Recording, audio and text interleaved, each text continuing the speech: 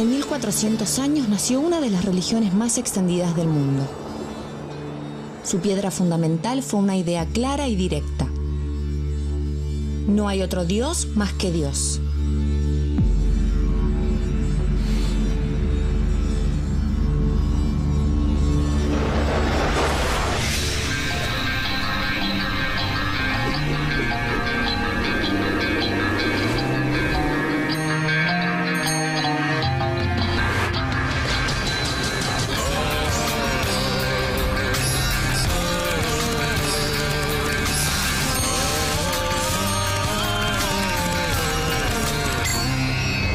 El Islam nació en las ciudades de La Meca y Medina, en la actual Arabia Saudita, durante la primera mitad del siglo VII. A sus fieles se los conoce con el nombre de musulmanes.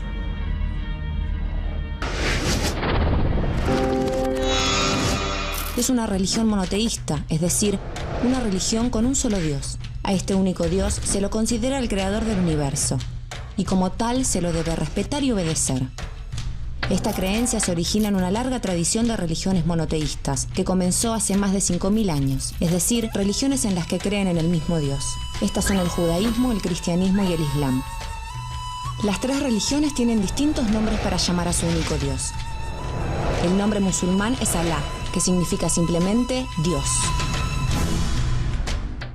Hola a todos y a todos. Hoy trataremos nuestra sesión sobre el Islam, así que avancemos rápido.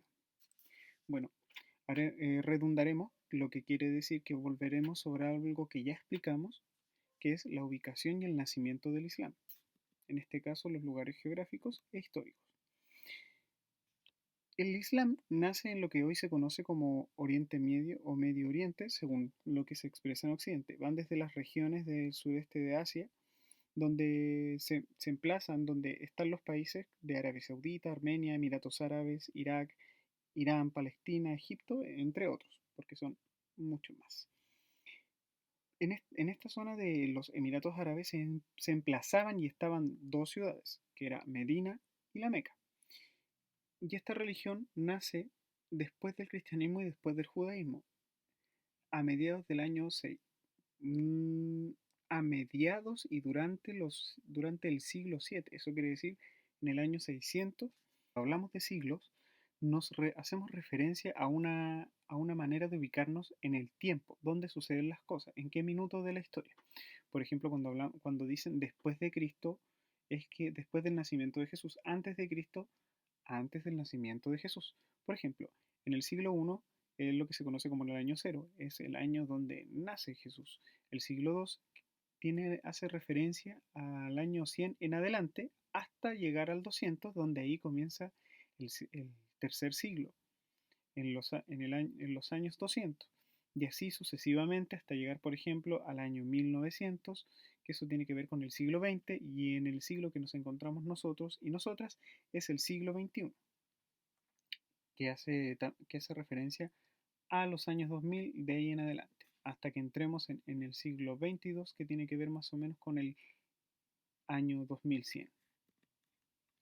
Bueno, vamos a revisar esta definición, que es monoteísmo, que es la creencia en un solo Dios. Ya hemos visto en las sesiones anteriores que las personas que son del credo judío también creen en un solo Dios, así como el cristianismo también cree en un solo Dios. Como estas personas, como estos creyentes hablan árabe, no le dicen como nosotros en castellano Dios o en inglés God, sino que le dicen Alá, le llaman a Alá Dios, que su traducción tiene que ver con Dios. Y el monoteísmo tiene que ver con el credo a una sola deidad. La palabra deidad describe a un dios o una diosa. En este caso, cuando se hace referencia al dios islámico, Alá, se dice que estamos hablando de Dios, nada más. Una de las principales características y una de las cosas que funda el credo en el Dios, en Dios, quiero decir, es que se dice y se conoce en Occidente con la siguiente traducción: no existe ningún Dios excepto Dios y Mahoma es su profeta, que ya veremos más adelante. Una de las características del credo. Presten atención acá, chiquillos, chiquillas. ¿Cómo definimos fe? Porque todos decimos, yo tengo fe, tú tienes fe, esta persona tiene fe. Pero ¿a qué nos referimos cuando decimos qué es lo que es la fe? Si nos preguntan, oigan, ¿y ustedes, para ustedes qué es la fe?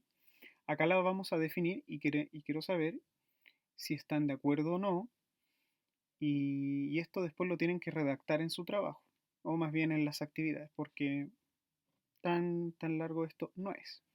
La fe se define como aquel acto de creer en el obrar de Dios en beneficio propio y del prójimo. Cuando decimos prójimo nos referimos al resto de las personas, vecinos, familias, cercanos, compañeros de clase, etc. De acuerdo a las leyes dispensadas por él. Por ejemplo, para el judaísmo los mandamientos son enviados a Moisés. En este caso, Alá entrega una revelación a través del arcángel Gabriel a Mahoma. Y ahí él también comienza con el inicio de la escritura del Corán y ahí comienzan a establecerse también las leyes. Vuelvo a la lectura. De acuerdo a las leyes dispensadas por él y donde en ocasiones no se advierte el actual del mundo de manera inmediata. Eso quiere decir que en nuestro credo, en nuestro credo o en lo que creamos, o quienes sean creyentes, eh, no advertimos el obrar de Dios. ¿Qué quiere decir esto? Cuando, por ejemplo, pensamos en los milagros de fe, cuando pensamos en un obrar de Dios, a veces no es advertido. Entonces los actos de fe también tienen que ver con una acción de Dios que no es advertida de manera inmediata. Así que, de acuerdo a esta definición que ustedes pueden leer y bajo la explicación que yo les doy, deben contestar a la pregunta si están de acuerdo con esta definición que se da de fe o no. Y obviamente tienen que escribir el por qué. Una de las características importantes que tiene el credo musulmán, el Islam, es la supresión de imágenes de culto. ¿A qué me refiero con esto? Cuando nos vamos al hinduismo o a otras religiones, generalmente hacen grandes esculturas o tienen simplemente esculturas de yeso o de distinto tipo, donde las personas se congregan en esos lugares. Cuando digo congregar me refiero a que las personas se juntan, donde las personas se congregan, hacen sus ritos, ya sea oración, danza o elevar plegarias a alguna deidad. Le llamamos supresión de imágenes de culto. ¿Por qué? Porque estas no se aceptan en la vida islámica, a excepción de un detalle que avanzaremos más tarde.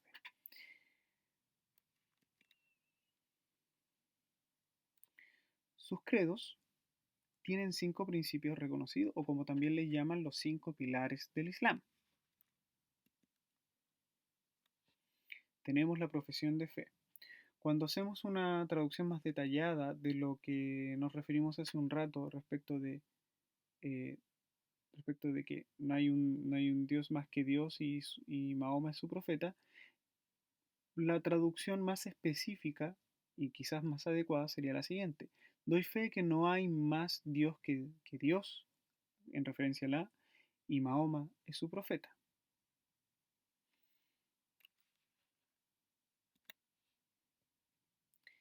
Luego de ese primer pilar, vamos al segundo, que es el Shahada, o más bien plegar a oración, que tiene que ver con orar en dirección a la Meca, que es el lugar de origen y lugar sagrado donde se funda el Islam, eh, que tiene que ver con orar y además hacerlo más de una vez al día, si es, obviamente cuando la salud te lo permita, la edad y las condiciones en realidad lo permiten. Disculpe si me pego un poco, chiquillos, chiquillas.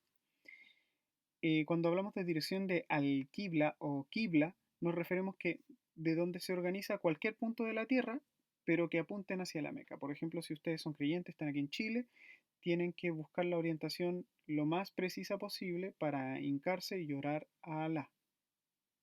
¿Ya? También hay, hay otra tradición que se llama la ablución, que son los ejercicios sagrados antes de integrarse a la oración, el cual consiste en lavado de pies, de manos, rostros y en otros casos el del cuerpo completo o la más sencilla con arena seca, dependiendo. Hay distintas variaciones que tienen que ver con la adecuación del lugar de donde te encuentras para poder comenzar tu oración. Luego tenemos el zakat o el asaque, que tiene que ver con la limosna.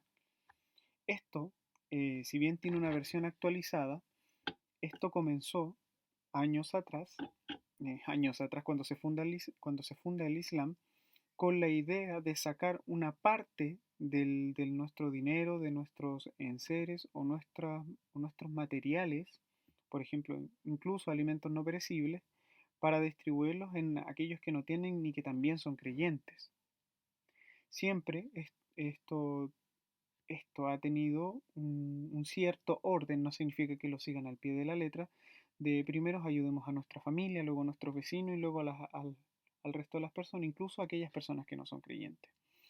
Acá ustedes pueden ver en esta diapositiva que está la palabra tributo. Chiquillos, cuando hablemos de tributos económicos y en distintas épocas, vamos a hablar de, por ejemplo, un tributo económico. Por ejemplo, nosotros tributamos al Estado, a Chile, una parte de nuestro dinero, que cuando nos cobran un impuesto. Por ejemplo, compramos un dulce y una parte de esa plata del dulce va a, va a una especie, digámoslo así, de manera muy ficcional, a una especie de cofre, que es donde Chile guarda su dinero. ¿Ya? Así que cuando hablemos de tributo, también vamos a hablar de impuestos. Si no lo entienden ahora, no importa, cualquier cosa me consultan a mí o además también lo pueden consultar por internet y conversarlo con sus padres, con su familia o con quienes o cualquier cercano que le ayude a entender qué es lo que significa la palabra. Con esto también tiene un sentido ético que tiene que ver con evitar la avaricia, la codicia, el sobreacumular dinero, sino que también compartirlo. Cuando aquí ocupamos la palabra propender, significa también como ir hacia ese lugar o aproximarnos a hacer algo. ¿Ya? Cualquier cosa, consulten los diccionarios, también pueden googlear. Y además, chiquillos, las palabras que no vayan entendiendo y que tengan un significado relevante las tienen que ir anotando. Tomen apuntes. El ayuno o el saum, que, bueno, lamento un poco mi pronunciación respecto del árabe no es muy buena, pero para que se entienda más sencillamente es el ayuno, que es realizado principalmente en el Ramadán, el noveno mes del año musulmán, regido por un calendario lunar de un mes. ¿A qué nos referimos con esto? Esta, esta celebración, esta conmemoración anual se hace, se hace con el fin de conmemorar el, no solo el nacimiento o la fundación del Islam, sino entregarse o entregarnos a la oración y participar de estas instancias para expiarse de los pecados. Anoten esa palabra, expiarse, es decir, no ser parte ya de esos pecados, sino de que Dios nos perdone, de que nosotros nos sentimos perdonados y también compartimos esa experiencia del perdón y estar fuera del pecado con nuestros pares, es decir, con hermanos, familias, vecinos e incluso personas del extranjero. Porque cuando se hace el ayuno, durante el Ramadán, en este caso, compartimos en una instancia internacional. ¿A qué me refiero con internacional? Las personas, por lo menos una vez en su vida, tienen que viajar a la Meca. Ya explicaremos eso de manera más detallada. El ayuno no solo corresponde en los meses de Ramadán, sino que en otros momentos también, que nos ayudan también a expiar, como ya lo hemos dicho, nuestros pecados. Ya, acá vamos, al Hajj o al Hajj o al Hajj, que es la peregrinación de lo que justo estábamos hablando. Es la peregrinación que se debe efectuar todo creyente en el Islam por lo menos una vez en su vida, siempre y cuando su salud y medio económico lo permitan. Si tú eres del Islam, por ejemplo, o si cualquier persona del Islam está en otro lado del mundo o cree en Allah es parte de este credo, pero no tiene los medios suficientes para viajar, no lo hace. Pero sí del sentir de la religión por lo menos viajar una vez a la Meca. Ah, y antes que se me olvida, esta es una de las esculturas que han quedado en pie. Cuando Mahoma, el profeta de Alá, eh, está en este templo, en estas ciudades, ya no estamos refiriéndonos al año 600, hace más o menos 1400 años atrás, se borraron y se sacaron todas las esculturas de otras deidades, es decir, de otros dioses o de otras imágenes paganas, como se les dice, han quedado fuera. Esta es la única que se quedó en pie en reconocimiento a uno de los profetas creyentes en Alá. En la historia reciente, cuando digo reciente, no, quizás no más allá de 100 años, existen adherentes al Islam que han dado que hablar y que han sido relevantes en la historia, por ejemplo, de América, en este caso América del Norte.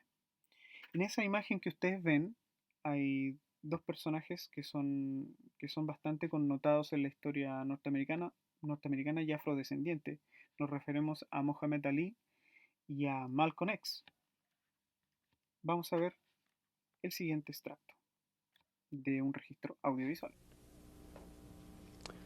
Today, in our discussion of minority groups, we have with us two guests. One is Minister Malcolm X. Shabazz, one of the top leaders of the Nation of Islam, or the so-called black Muslims. And we also have Mr. Herman Blake, one of the teaching assistants in the course. We will discuss today some of the goals and some of the strategies of the Nation of Islam. And I wonder if Mr. Blake might start it off by asking Mr. Shabazz a question. Minister Malcolm, the thing that I thought might be good for starting it off is to talk about one of the most pervasive beliefs in the general society about the Nation of Islam, and that is that it is an organization dedicated to the use of violent means to attain its goals. The question I have is, how true is this, and why do you think it persists in society? Well, the Muslims who have accepted the religion of Islam and follow the religious guidance of the Honorable Elijah Muhammad have never bombed any churches, have never murdered any little girls, as was done in Birmingham, have never lynched anybody, have never at any time been guilty of initiating any aggressive acts of violence during the entire 33 years or more that the Honorable Elijah Muhammad has been teaching us.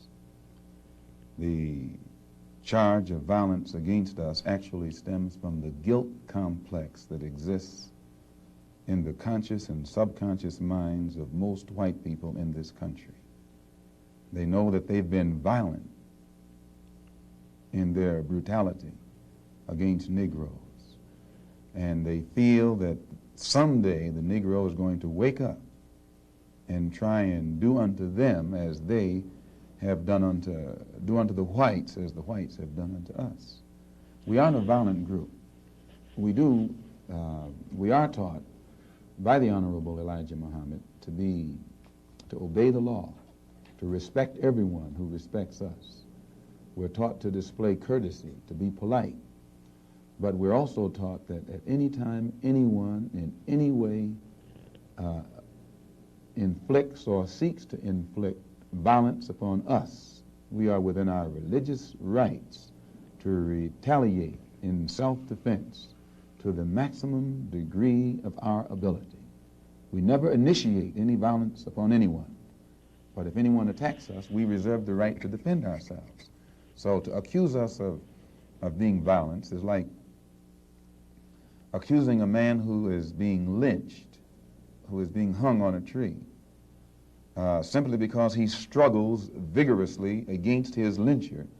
The victim is accused of violence, but the lyncher is never accused of violence. And I only point this out because the various racist groups that are set up in this country by whites and who have actually practiced violence against blacks for 400 years are never associated or identified or made synonymous with the term violence. But whites speak of Muslims almost synonymously with violence. Whenever Muslims are mentioned by them, violence is brought up, but it's not connected with any other group. This is a sort of a propaganda tactic, or what I would call psychological warfare, to in some way make the image of the Muslims in this country be a violent image rather than a religious image. Al mismo tiempo, Chile no está exento del culto musulmán. Chile también tiene experiencias respecto de personas que son creyentes en el Islam. Pasemos a ver el siguiente video. Así es, bueno, ya lo vimos en la nota y está con nosotros aquí nuestra invitadísima del día de hoy, esta joven de 23 años, Aisha Birkner. Bienvenida a Mujeres Primero. Muchas gracias por invitarme a todos. Oye, partamos por conocer un poco tu historia, porque eres chilena, pero decides a los 20 años convertirte al Islam. No, me convertí al Islam a los 13 años. ¿A los 13 años? Sí, a los 13 años. Sí. Cuéntanos un poco cómo partió. Lo que pasa es que fui de vacaciones a un país árabe que es Túnez, y ahí justo fue en el mes de Ramadán, en el mes en el que los musulmanes ayunan. Entonces ver a las familias unirse de esa forma y rezar todos juntos me hizo cambiar la mentalidad de lo que tenemos como familia aquí en Chile. Entonces de ahí decidí empezar a aprender un poco y tomar la decisión de convertirme al Islam. Y Aisha, y haciendo una revisión, algo que te marcó tanto fue como las familias se unían en torno a la oración y todo. ¿Cómo era tu familia nuclear, digamos, la familia de origen? Es que de origen es mamá, papá, hermano. Y allá son primos, tíos, toda la familia completa. ¿Qué es lo que te hizo clic? Clanes. Que en el fondo, ¿qué es lo que te hizo clic? ¿La unión de la masa familiar? Claro, la unión en decir que también importa mi primo, también importa mi tío, aunque sea tío así lejano, todo importa. ¿Y qué dijo tu familia? Mi familia, mi mamá se casó después con un musulmán y ella me apoyó en el sentido de decidir ser musulmana. Fui musulmana así antes que ella. Ella después. ¿Pero eso fue coincidencia que se casó con un musulmán tu mamá? Claro, fue totalmente coincidencia todo eso. Acá no es que tu familia te haya incentivado, tú tomaste la decisión primero. Claro, y ellos te apoyan. Yo tomé la decisión primero de ser musulmana y de usar el hijab o el velo islámico porque en mi familia no lo ocupan. ¿Cuándo comenzaste a usar el velo? Este tiene un nombre particular. Sí, se llama hijab. Hijab, sí. Que es el que cubre el pelo y deja ver la cara, los ojitos bien maquillados. Uno, desde el desconocimiento, uno de repente tiene como temor como a tocarte. Uno siente de repente que uno puede transgredir, digamos, la cercanía a ti. Pero de repente, te quiero preguntar ¿qué tipo de ritual existe en torno a este, ¿cómo se llama? Hijab. Hijab. O sea, ritual no es una vestimenta como cualquier otra en el que puedes acercarte y tocar y sí, tú como haciendo como, digamos, tratando de entender. Tal vez. O ritual de ponérselo de repente. Es que es como cuando uno elige la ropa, digamos, y dice, tiene muchos velos diferentes y con cuál te combina, cuál aquí. Hacemos como el mismo ritual que... ¿Tú empezaste a usarlo a los 13? No, yo empecé a usarlo a los 18. Ya, porque hay una edad para partir con el uso Es que a la edad de que uno como musulmana quiera usarlo. ¿Y por qué lo empezaste a usar, Aisha? Lo que pasa es que yo iba a la mezquita y veía a las mujeres con velo y todo, pero yo no lo usaba, digamos, en mi vida diaria. Y ahí decidí, un día dije, no, o soy una o soy otra, no, no quiero ser término medio, que es lo que a mí me hace más feliz. O sea, todo por procesos tuyos, Sí, no por imposiciones ni por solicitudes amor, que del podría haber resto. sido también. Claro, Podría haber sido por amor. ¿cómo tú dices, claro, tu mamá te apoyó, tu familia nuclear te apoyó, pero hay una vida o gente más allá de la familia nuclear, vecinos, amigos, que me imagino que a los 13 años ya tenías una relación con otro tipo de personas. ¿Cómo se toman este cambio tuyo? La verdad es que no lo toman bien. El tema de las burlas siempre es tema de por qué eres musulmana y cosas así, que es bien complicado y complejo. ¿Qué tipo de bromas de burlas te hacían? Es, por ejemplo, si usas el velo, hoy no tienes calor, hace mucho calor, o te bañas con eso, o estás rapada. Entonces son temas bien... Pero ¿te parece que son desde, pues yo lo tomo como que son desde la ignorancia, porque Claro, claramente claro. con la mirada occidental no sabes qué hay detrás. ¿A ti te afectan cuando te preguntan ese tipo de cosas? Antes, cuando era más chica, sí afectaba, porque uno igual se deja influenciar muchas veces por el entorno. Pero ya ahora más grande no me, digamos, repercute. ¿En algún momento dudaste de seguir, digamos, convertida al Islam? De seguir convertida al Islam nunca he dudado. Tal vez sí hubo un momento en el que tal vez dudé de usarlo. Por el tema de las personas, de la discriminación que se tiene por parte de... Ahora, que haya curiosidad sobre la intención de usar el velo, sobre mucha gente cree que de repente la religión las obliga a usar el velo, o los hombres que practican la religión las obligan a usar el velo y los diferentes atuendos. De repente es más curiosidad eso y no necesariamente discriminación. Lo que pasa es que todo depende de la forma en que la pregunten, en la forma de lo que hagan.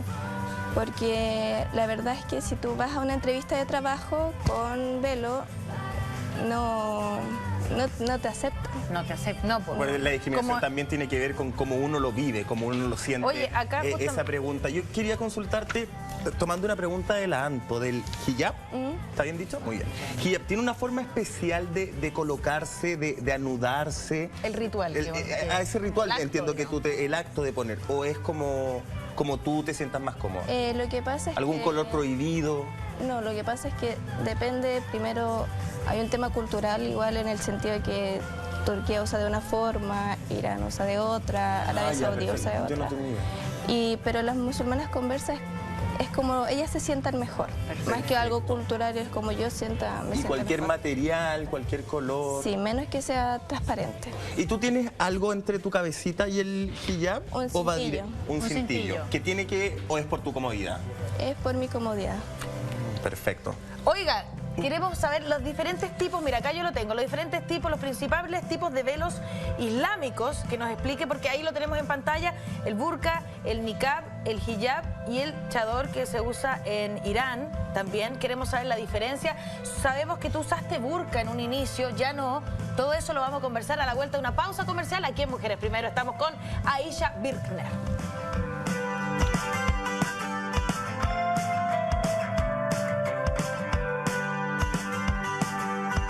Volvemos con nuestra invitada, con Aisha Birkner, que justamente queríamos preguntarte con respecto del uso de los diferentes tipos de velos islámicos. Cuéntanos un poco lo que estamos viendo en pantalla, el burka en primer lugar, luego el niqab, luego el hijab y el chador. ¿Cuál de esos has utilizado tú y cuál es la diferencia, qué significan, dónde lo usan?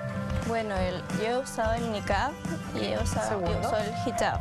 Ok, Ahora, el burka, ese burka que se ve ahí es el que usan principalmente en Afganistán y es como totalmente diferente al burka que utilizamos los musulmanes, en el sentido de que es un velo que tapa el rostro y no es una rejilla, como se muestra ahí. Es un velo, menos sólido, menos invasivo. Menos tapado. Ok. ¿Por qué usaste el niqab, que es el segundo, que es como... El niqab.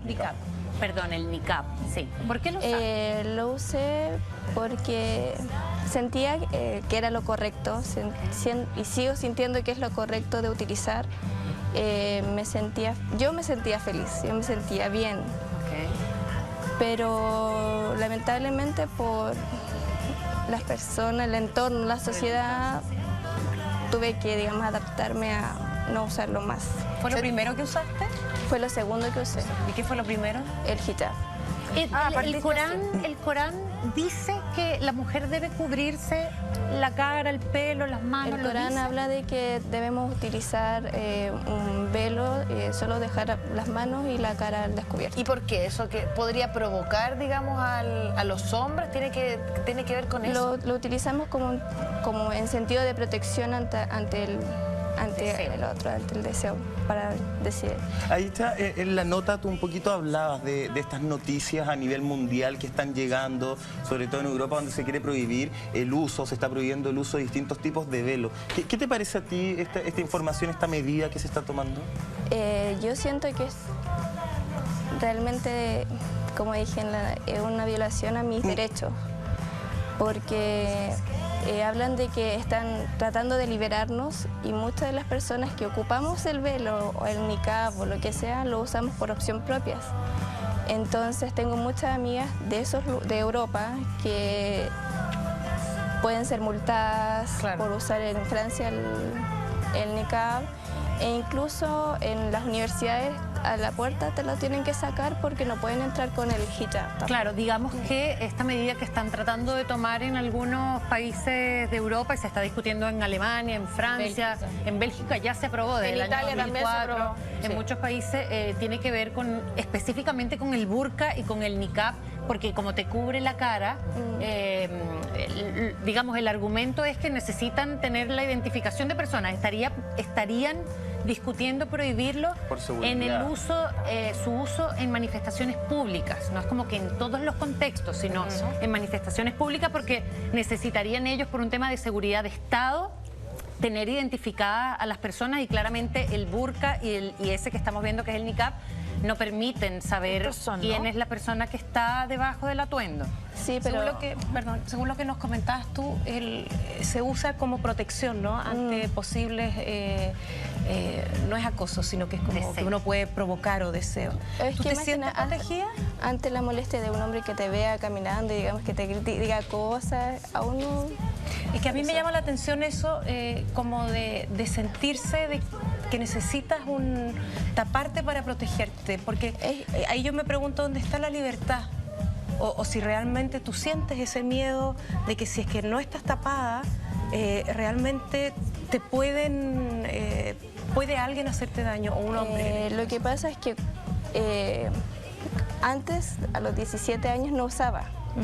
Entonces tengo el de decir, sabes que uno va caminando y te miran y te gritan cosas o te dicen cosas, o en el mismo metro, que a veces pasa esas situaciones, pero las veces que yo andaba en metro con hijab, la gente como que se aleja de ti, e incluso los hombres no tratan de correrse para no acercarse a ti. Claro, y eso en términos... Chicos y chicas, presten atención a lo siguiente. Estas son la planificación y guías de autoaprendizaje de religión.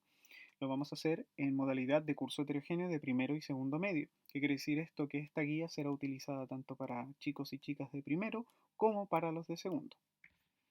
Presten atención un poco a de cómo es la estructura de esto. Todo lo que viene generalmente como los objetivos de aprendizaje los pueden revisar. Al mismo tiempo, estos son esquemas que revisamos nosotros como profesores para poder atender lo que vamos a ver. Así que presten atención y vamos rápido a lo siguiente. Estas son las instrucciones generales. Les voy a pedir que las lean detalladamente para que entiendan cómo tienen que entregar sus trabajos, hacer el desarrollo de las guías. Siempre, chiquillos, respetar la letra clara, ya sea esto lo van a hacer a mano o esto lo van a redactar a través de un computador. Recuerden que existen más de una manera de entregar los trabajos dadas las condiciones. Una de las cosas positivas de las que podemos hablar en este minuto es de que contamos con más medios para poder entregar los trabajos y quizás con algunas cosas más a la mano.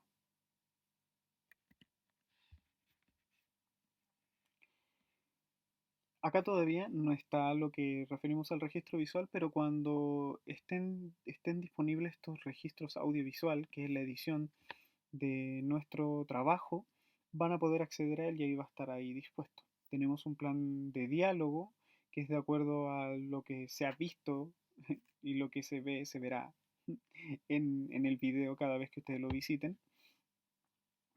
Necesito y necesitamos que ustedes respondan estas siguientes preguntas. Estas pueden ser breves, no se agoten. La extensión de estas no es necesario que sean muy largas, pero sí deben tener un desarrollo mínimo. ¿Qué quiere decir esto? Que justifiquen lo que están diciendo. Si piensan que algo está mal o que está bueno, tienen que decir por qué lo consideran bueno o malo. ¿Ya? Presten atención a cada una de las preguntas y contéstenlas en el formato que ustedes consideren más adecuado. Recuerden que estos se van a revisar después. Luego, en la segunda actividad, vamos a hacer un pequeño trabajo de investigación donde ustedes van a tener que averiguar cuáles son los lugares o centros de culto más destacados del Islam en Chile y en la región metropolitana. ¿Ya? Van a poder redactar esto en una plana como mínimo o un máximo de 3 si se exceden bastante en eso. ¿Ya? Chiquillos, chiquillas, no hay problema si solamente y por el momento encuentran información desde internet. Lo que sí les voy a pedir encarecidamente que coloquen el link, el lugar de donde encontraron dicha información, ya que eso es sumamente relevante para poder cotejar, encontrar también el lugar de dónde se está sacando esta información y ver qué tan verídica es. También eso es trabajo de nosotros y nosotras como docentes. ¿Ya? Chiquillos, cualquier cosa están autorizados a pedir ayuda a sus padres, familiares, cercanos, incluso compañeros de clase. Incluso pueden hacerlo entre compañeros de clase. ¿Ya? Cualquier cosa, si no les es posible o les dificulta entender el desarrollo de esta guía, pueden enviar un correo electrónico y yo les contestaré eh, durante un tiempo acotado y prudente para que puedan seguir desarrollando estas tareas. ¿Ya? Cualquier cosa, aquí están también los anexos de los videos completos y los materiales audiovisuales que están presentados en esta sesión.